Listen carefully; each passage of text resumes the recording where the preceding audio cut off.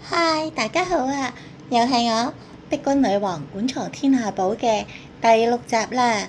第六集講咩呢？嗱，而家睇到台面上嘅呢一堆嘅造像啦。呢堆造像呢，你會睇到咧，有幾隻猴子仔啦。呢個孫悟空大家認得啦，呢個觀音娘娘、女神觀音娘娘啦，大家認得啦。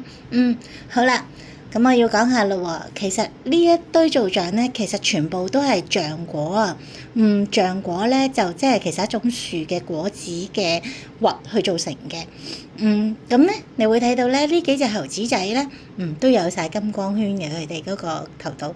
咁咧包括有非禮勿視啦、非禮勿言啦、非禮勿聽啦、非禮勿想啊，即係話冇禮貌嘅事唔好睇嚇，冇禮貌嘅言語唔好講。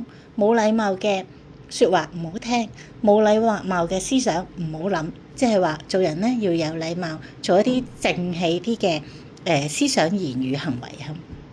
好啦，咁而佢哋嘅老祖宗阿孫悟空咧就有支金剛棒啦嚇，大家睇到啦。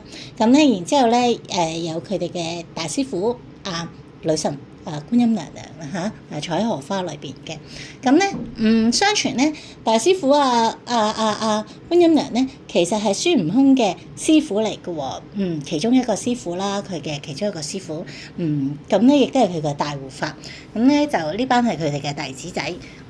好啦，徒子徒孫喺度啦。咁大家睇下，呢一套造像咧，其實係我擺喺個我嘅館藏天下寶嘅收藏館裏邊嘅一個小嘅擺設品啦。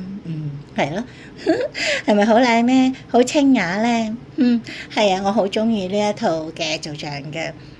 係咯，今日介紹俾大家欣賞啊，係咪好靚咧？個個都好 Q 好得意咧，睇下佢哋嘅樣幾可愛。